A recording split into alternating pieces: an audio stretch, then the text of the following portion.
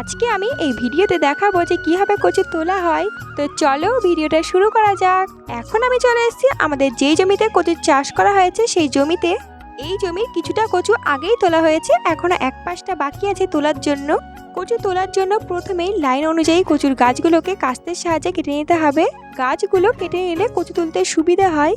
আর গাছগুলো না কেটে কচু তুললে কচু তোলার সময় কোদালের মধ্যে গাছগুলো জড়িয়ে যায়, তার ফলে কচু তুলতে অনেকটা অসুবিধা হয়। প্রথমেই তো কচুর গাছগুলো কেটে নেওয়া হয়েছে, তারপর এই কোদালের সাহায্যে এইভাবে কচুগুলো তুলতে হয়। কোদালের সাহায্যে একবার কোপ দিয়ে তুলতে গেলে কিন্তু হবে না, কারণ একবার কোপ দিয়ে তুলতে গেলে কিন্তু অনেকটা কচু কেটে যায়। তার জন্য প্রথমে একবার হালকা কোপ দিতে হবে, তারপর জোরে কোপ দিয়ে কচুগুলো তুলতে হবে। এইভাবেই কচুগুলো তোলা হয়। এইভাবে কচু তুললে কিন্তু কচু কেটে যাওয়ার ভয় থাকে না।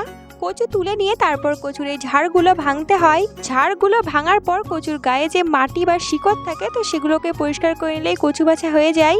তারপর সেই কচুগুলো বিক্রি করার জন্য বাজারে পাঠানো হয়। আজকে আমার বৌদি কচুর গাছ কাটছিল, আমার বাবা তুলছিল, আর আমি আর আমার মা কচু বাছছিলাম। আজকে আমরা কচু তুলে জমির মধ্যেই বেছে নিচ্ছিলাম।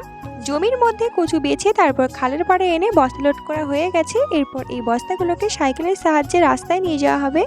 এখন সাইকেলের মধ্যে বস্তা তুলে নেওয়া হয়েছে, আমার বাবা সাইকেল টানছে, আমি পেছনে সাইকেল ঠেলছিলাম। তো ভিডিওটা এই পর্যন্তই, টাটা।